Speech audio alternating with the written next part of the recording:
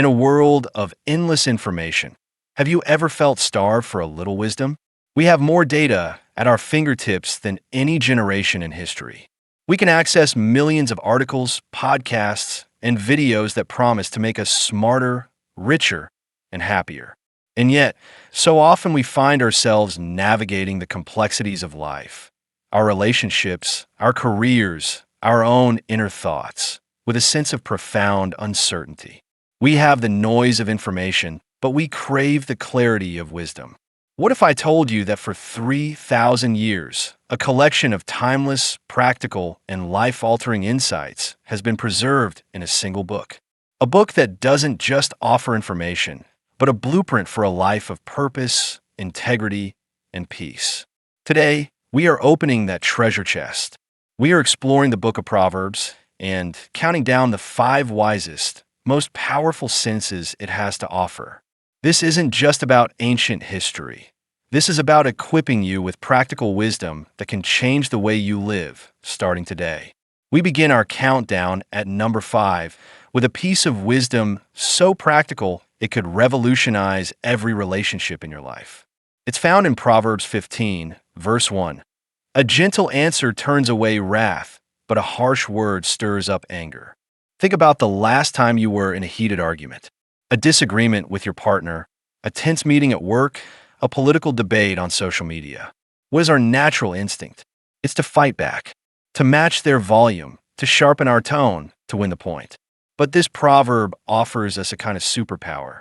It tells us that in the face of anger, the most powerful tool we have is not a counterattack, but a conscious choice for gentleness. A gentle answer is not a sign of weakness. It is a sign of immense strength and self-control.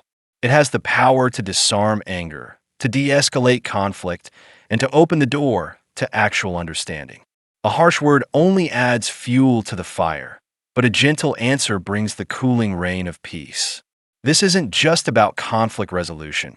It's about choosing to value the relationship more than the argument. From wisdom for our relationships, we move to number 4, a proverb that addresses the very core of our dreams and ambitions. It's found in Proverbs 16, verse 9. In their hearts humans plan their course, but the Lord establishes their steps. Every one of us is a planner. We have goals, we have 5-year plans, we have dreams for our future. We work, we strive, we strategize. And this proverb affirms that.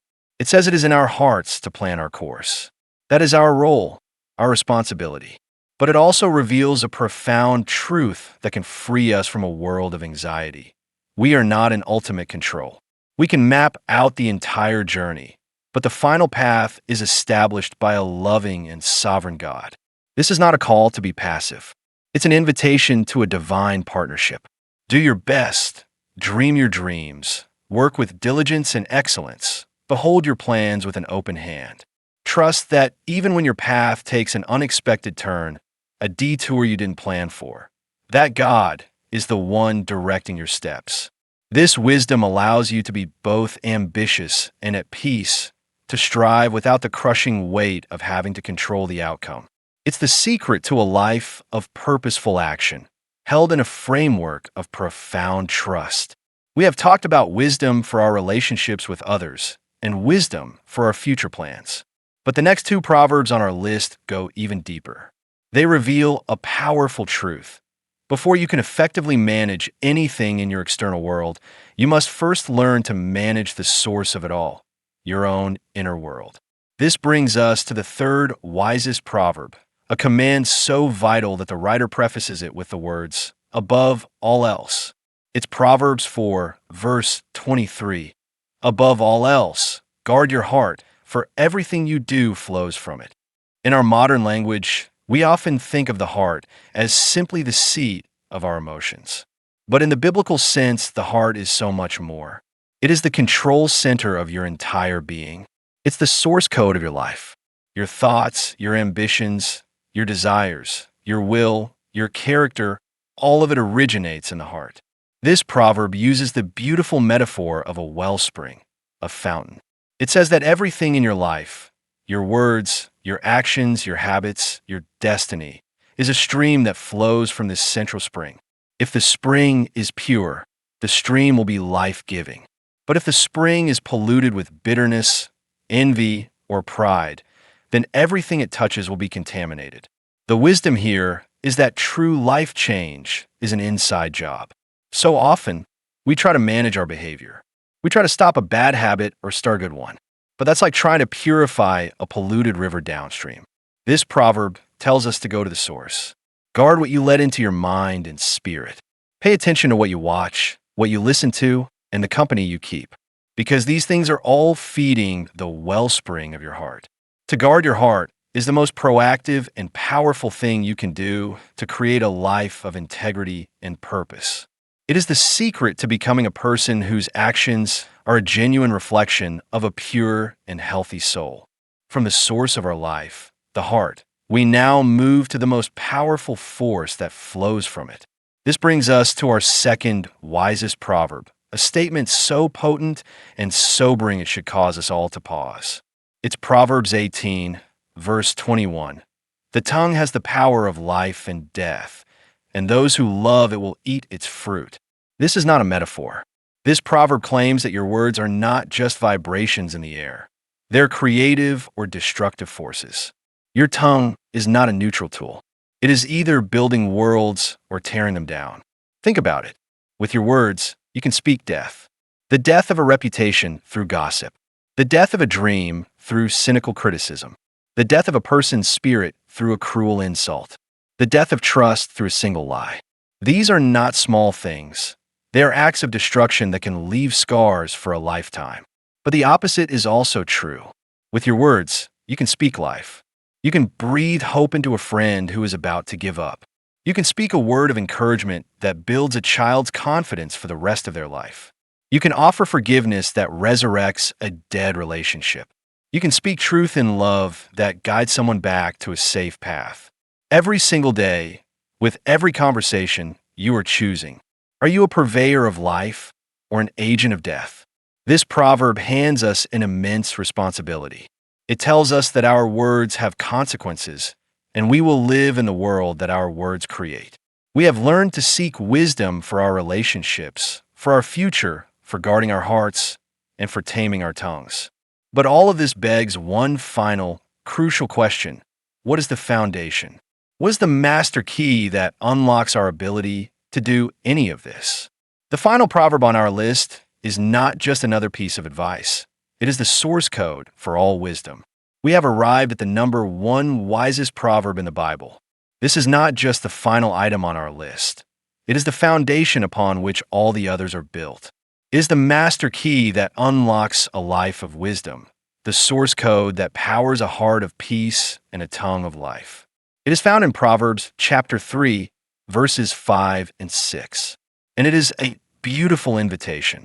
Trust in the Lord with all your heart and lean not on your own understanding. In all your ways submit to him, and he will make your paths straight. Let's take a moment to absorb the profound depth of this statement. It begins with a call to trust. Not a partial trust, not a conditional trust, but a complete and total reliance on God with all of your heart.